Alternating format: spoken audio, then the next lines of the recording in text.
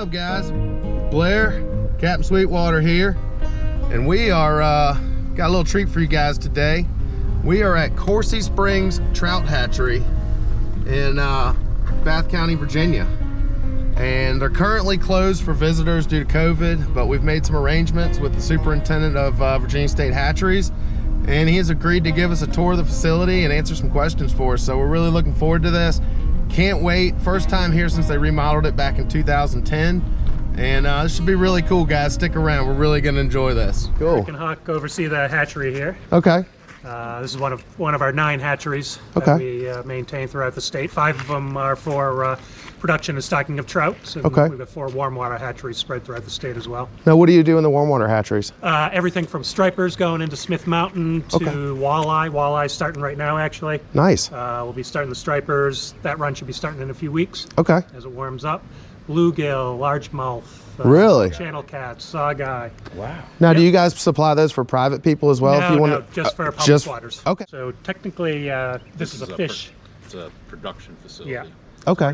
We're not a hatchery technically here. Okay. We don't hatch out the fish. Gotcha. The fish come in from one of 3 other facilities, either Paint Bank, Marion, or Withville. Yep. Okay. Yep. So they come in here as fingerlings, and I'm gonna let Eric do most of the talking today. All right. Put him on the spot. They come in here as fingerlings. We usually get them. They're about 2 to 3 inches. Okay. And then they're here until they're stocking size. And stockings, what, like 8 inches or so? No. The legal limit to keep is 7. Okay. Our average is anywhere between 10 and 12. Okay. And how long does it take from a fingerling to turn into a 10-inch fish, roughly? If you feed them and, feed them like you're doing production, 10 to 12 months. Okay. But so that's pretty quick. Our stocking window goes from October to May. Okay.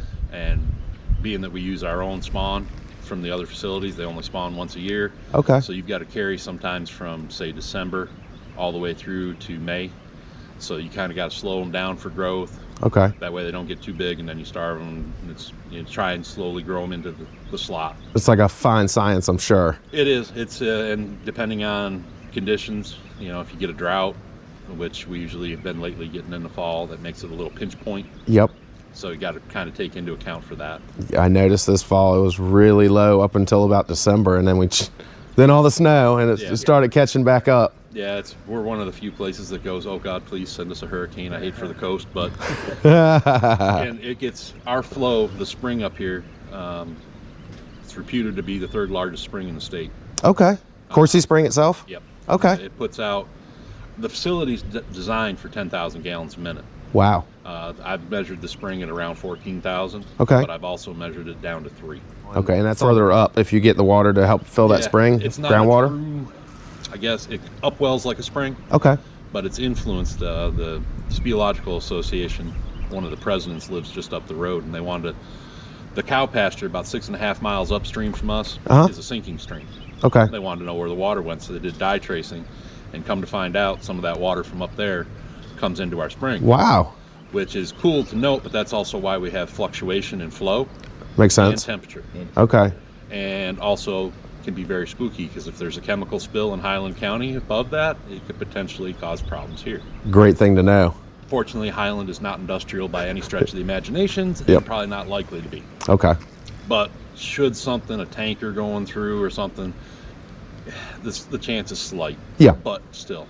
And like when we get heavy rains, if we had a drought, and also when we get the heavy fall rains, what happens is the river will come up, and all that stuff that's been in that aquifer, like the sediment, gets flushed. We don't get muddy water. I think I've seen muddy water one time. Okay. In 17 years.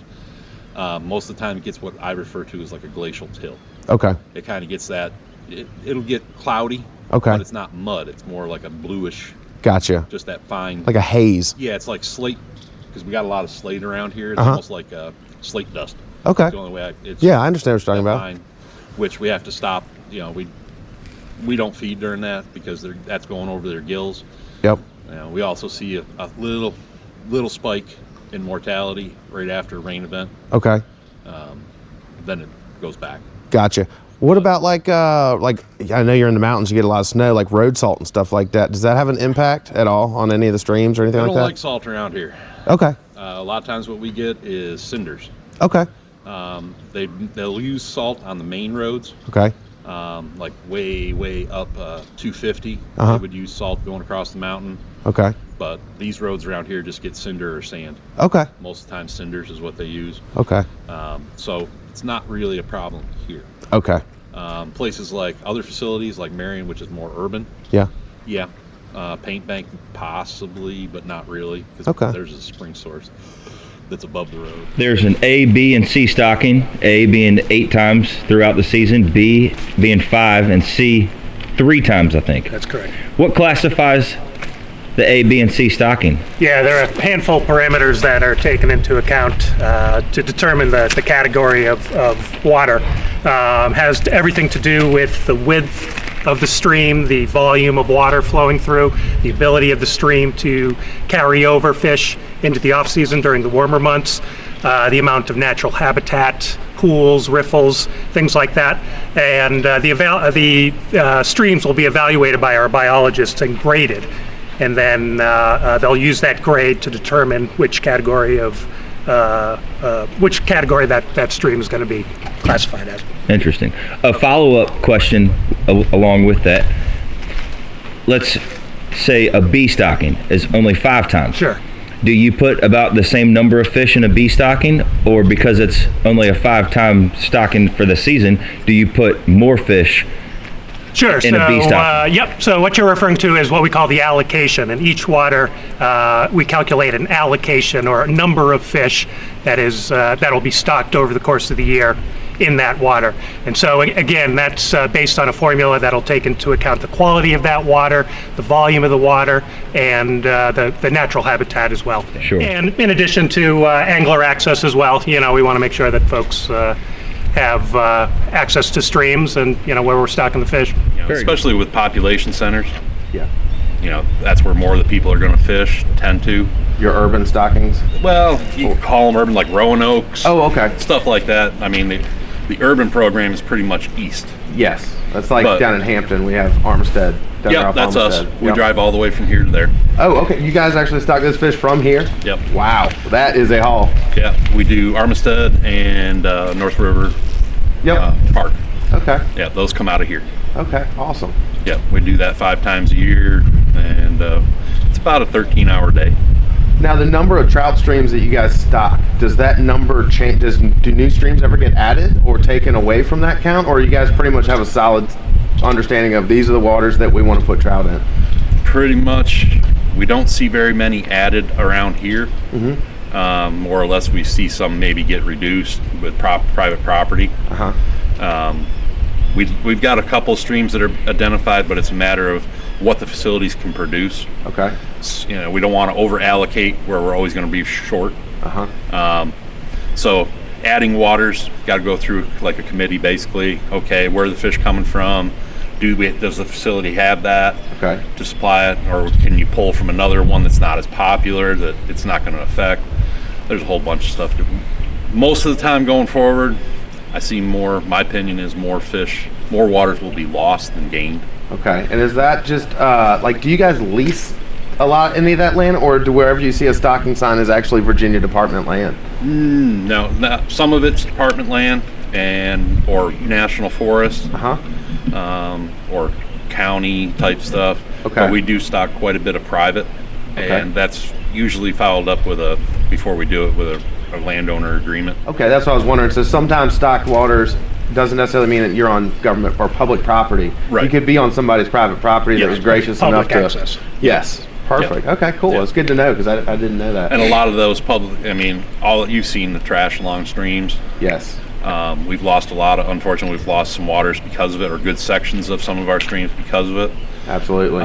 We were going to lose a bunch probably up on Stony and Mill Creek up in Shenandoah County. Yes, I know exactly what that is. And the law enforcement officer Hine worked with the landowners, and we do a cleanup day every year, where a bunch of fishermen and community people get together and they go through the creek and keep it and clean it out. That way the landowners are happier. Heck, I do that every time I go trout fishing. It's something they're looking to styrofoam expand. Boxes from worms and plastic containers from power bait and miles of fishing line you pick up.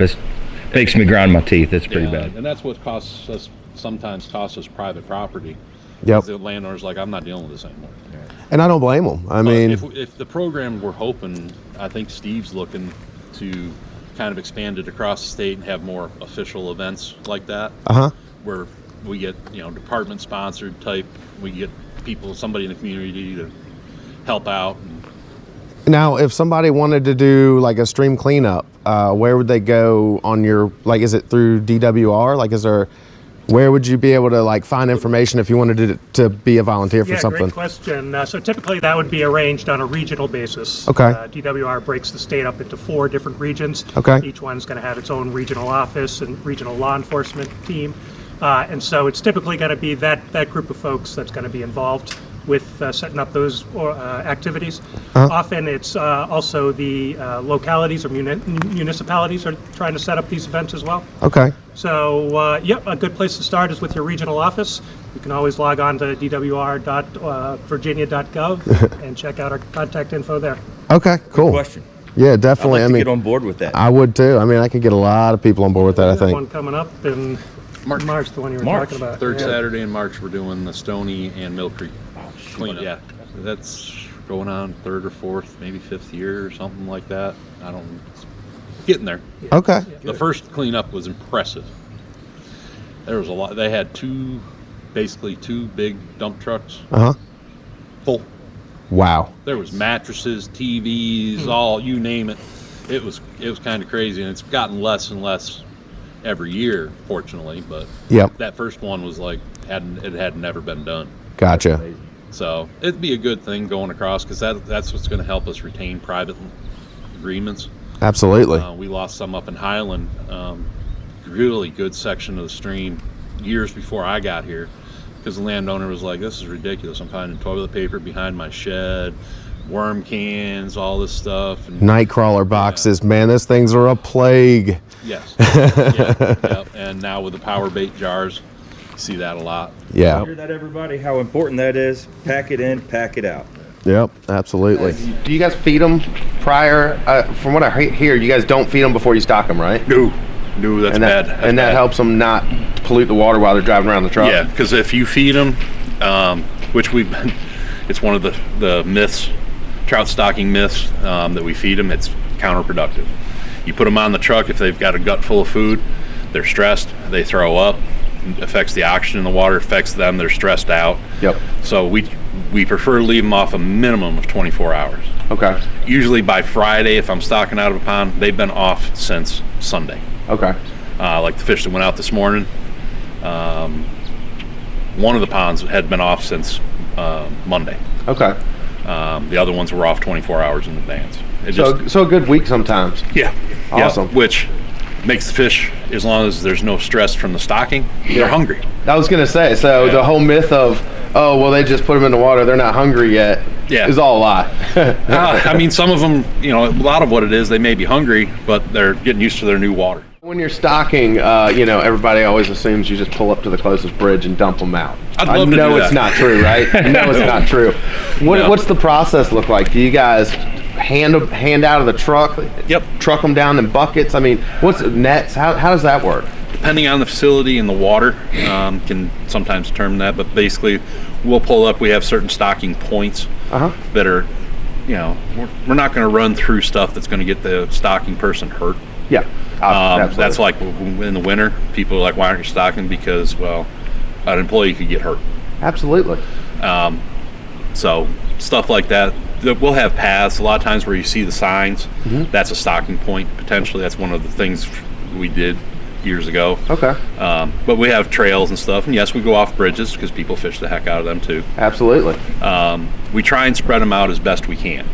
Sometimes there's access issues where, okay, there's a certain section of a field. Like today, you don't want to go in the field because you're going to get stuck, or you're going to it might be somebody's private property. So there's a bridge right above it, so we'll stock heavy off the bridge. And those fish move. The fish will spread out. Okay. It may take a day or two, unless they're brook trout. Our brook trout are notorious for taking off downstream. It's You think they would go up, but no, they take off downstream. We've had several times we'll go throw a brook trout in, we'll go downstream 50 yards and you look before you even throw another net in, and there they go. So the fish will spread out. Okay. Like in lakes, sometimes we spread them out. If more or less, it's if you put them all in one spot, they're concentrated for a bit, but then they spread out. Okay. Some places that's all we've got for access. Makes sense. Other times we'll spread them out, but they move as soon as you throw them in. Less than 5 minutes later, there's no fish there. Yeah, they're gonna pick gone. where they want to be too. That's the other thing. Yeah. So, but we do it. Spread them out as best we can. Awesome. Of course, in the winter it's a little more difficult, but come springtime, and we try. We're not going to hit every hole. Yeah. I mean, in terms of pockets in the thing, but we try and hit the best access points we can. Gotcha. Get them there as fast as possible. Some facilities will stock with a bucket. Certain waters we will, because it's too far to walk them in the net. So sometimes they will be put in a bucket and carried further. Okay. Try not to carry them too far in the net, because that's just added stress. Gotcha. And the fish, when you put them in, they ain't going to be happy. Yeah. Which is kind of counterproductive. Gotcha. So we try and limit that. If it's a real long one and it's the only thing we got in that area, we can put them in a bucket and walk them over. You can't fit but so many in a bucket, because they'll get excited and splash all their water out or jump out. Yeah. But we do have some places that we do that with a bucket. We've got other ones that we can't reach. Briary Branch Lake up in Rockingham County. We can't, it's so far down. So what the department has done is worked with National Forest, and we've got a little hopper up top. Okay. And a pipeline that goes down to the lake. Oh, nice. So you just drop them in the hopper and Yep. And we do the same thing at Douthit. Okay. At the state park for the lake. It's an old setup, but it worked like a charm. Beautiful. And we stock out of that for the lake. Now, do you guys do tiger trout here? Mm-hmm. We're the only ones doing it. Really? We're the only ones currently growing them out to stocking size. Okay. Feed trucks in here. We stored it in here so it's temperature controlled, warm. Gotcha. Full-time mechanic on staff? Yeah, you looking at them. A little bit of everything, huh? Yep. We're good enough to make small repairs. Okay. So you got 2 different size stocking trucks, probably get back and skinnier.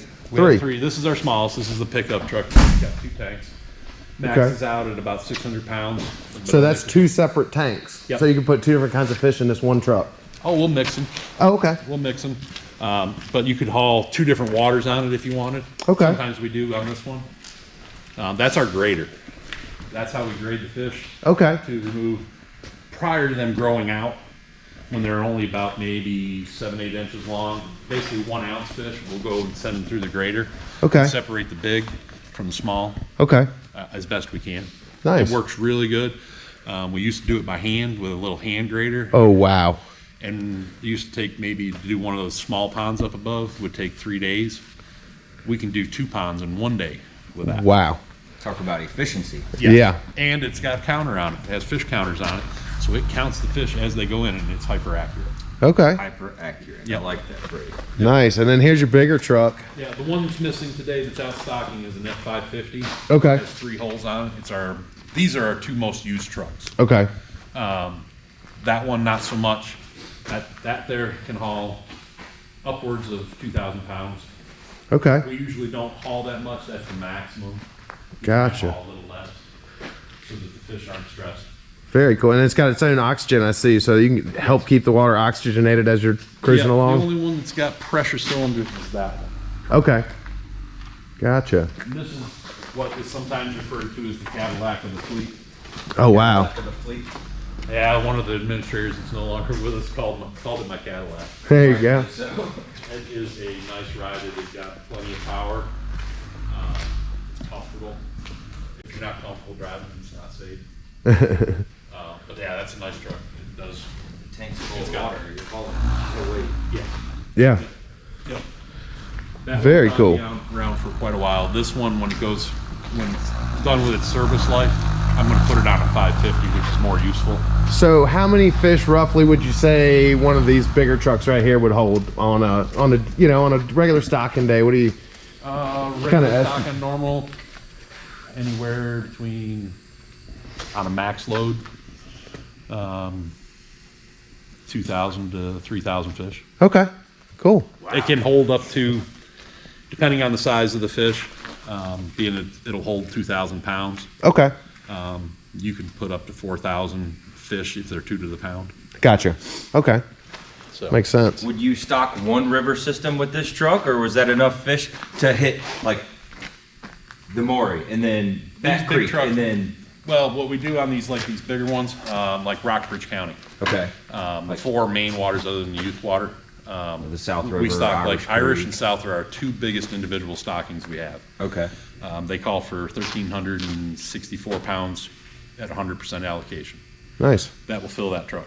Okay. And, I mean, not max it, but Comfortably fill it. yeah. Without stressing the Yeah. fish. Now, when we do Maury, we usually do the Maury River and Mill Creek. Okay. Rockbridge, it's the same truck. There'll be 3 tanks that are Okay. for Maury and 1 for Mill. Okay. Okay. Sometimes we can. The problem with this is it's only 2-wheel drive. You can't. Some of our areas are kind of rough to get back into. Yep. You need the 4-wheel drive with the aggressive mudders. Okay. But you could stock 4 ponds, 4 waters, because it's got 4 holes. Okay. Got it. And sometimes Very we do. cool. There's certain places that we can try and do that. But what limits us is the access. Yeah. Right. So when that one eventually ends its service life and we replace it, I'm going to replace it with a 550 or that size truck, and with 4 holes with 4-wheel drive. Then I can go more waters Gotcha. because I can get back in and not be worried about getting stuck. Absolutely. Because some of our waters are interesting, like where you fish the section there between Poor Farm and Hidden Valley. Right. Yeah, when you get up there to the swinging bridge at the top of Hidden Valley, they wanted us to drive that truck through there. Should we take a look at? Yeah, let's go check out some fish. I'll take care of that. You want? Cool. Yeah, things like that. Yep. All right, we're entering the fish tank section. All right, so how many tanks do you guys have here? This is what we refer to as rearing building D. Okay. It has 20 40-foot diameter tanks. Okay. And this is where 99% of the fish that we stock come out of this building. Okay. And like this pond, you can see, this is our big brown, citation browns for this year. So You load by weight. by weight. That was going to be one of my questions. Is do Yeah. you stock by the number of fish or by the pound? By the pound, because that's what we deal with. Okay. Catching a limit of 10, 8, 9-inch fish.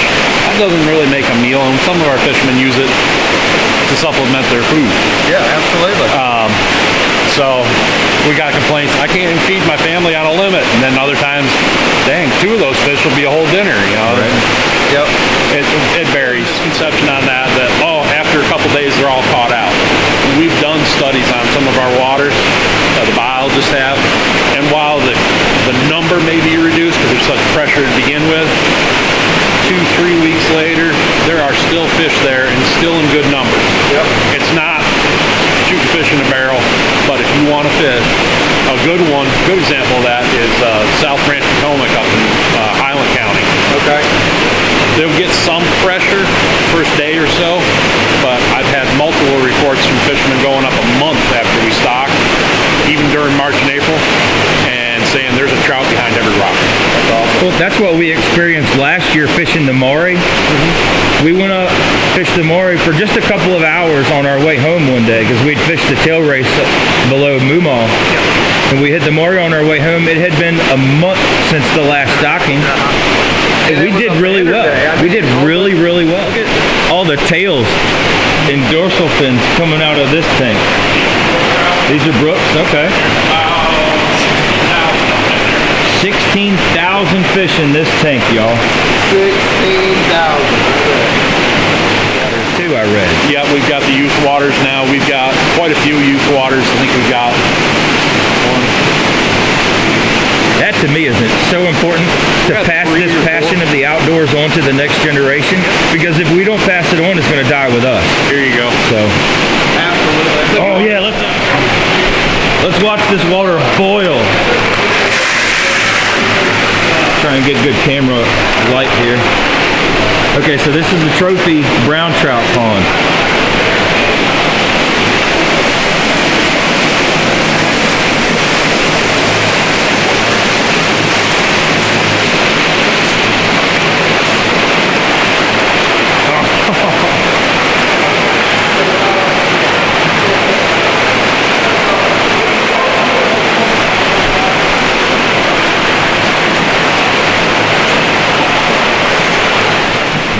brook trout pond, you're already on the surface.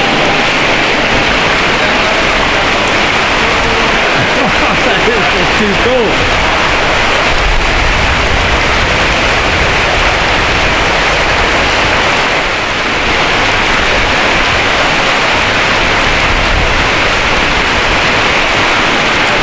Okay, so how much for a bag of fish food?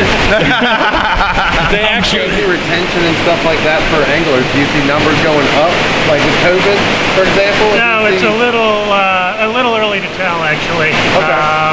But I think, over the last decade or so, we really haven't seen a lot of growth in terms of the number of trout stamps that are being sold on an annual basis. So, yeah, we're constantly trying to refine the science, refine our protocols here at the hatchery. We're reevaluating our stocking criteria. Yeah, like Eric said, to get quality fish out there to keep the anglers happy. Yep. So I think you'll see now that the days are getting longer, the temperatures are getting a little warmer, that the quantity of stockings are going to increase, the quality and the number of the fish that are hitting the rivers and streams and impoundments are going to increase, and the quality of the fishing now that spring's going to hit is really going to step up. So, the best time you would say for anglers to get out is usually probably March through, say, May? Yeah, in my opinion. I mean, we certainly have a loyal crew that is out there fishing when the snow's flying and the sleet is falling, but there you go. But no, we try to be as equitable as possible with our protocols. So, yeah, the vast majority of people like to get out when it's a little warmer, a little sunnier, and that's when you'll see the vast majority of our stockings take place. I noticed that you guys in the last couple of weeks have really stepped up the number of stockings. Yep. And I figured, with all the snow and stuff like that, you said, driver hazards, stuff like that, employee hazards, like, I get that. And that's what a lot of people probably don't think about is what it takes to get those fish there, down these roads. I mean, if you don't come up here and see these roads, you don't realize the journey these things are making and your drivers are making to get these fish to the water. Yeah, you're absolutely right. Certainly, safety is number one, both for our employees and for the anglers. And I think it's important for anglers to realize that, if you have a Category A water that gets stocked 8 times throughout the year, that water doesn't necessarily get stocked once a month for 8 months throughout the season. Typically, we'll try to start off the season with 1 or 2 decent stockings. We're going to slow down a little bit in the winter as it gets colder. Water levels tend to drop. And then, as I mentioned, as the days get longer, temperature increases, you're going to start to see more stockings at the water. Is there a message you'd like to get out? And they work day in and day out to, as you see here, provide fish for the anglers of the Commonwealth. So, like I said, we can't do what we do if it weren't for folks like yourself buying fishing licenses and getting out there in the water. So, thank you. Thank you guys. Is that where the funding comes from solely, is just from the purchase of trout license and freshwater licenses, or is it so here private on donations maybe? Or? Well, here on the cold water side, funding comes through sales of the fishing licenses. We've got about 50,000 folks who buy a trout stamp every year, roughly 500,000 people who buy a freshwater fishing license every year. And on the warm water side, however, we also get federal funding. So the fishing tackle you buy, or purchase a boat registration or boat fuel, for example, there's a surcharge or a tax on some of those items, and that'll get reintroduced to your natural resource agencies in your state. Okay, good. So the money stays local. You got it. Excellent. That's awesome. Yeah. Good to know. That is good to know. Okay. So every time you're buying a fishing lure or tackle, part of that fund, all that tax that you pay on it.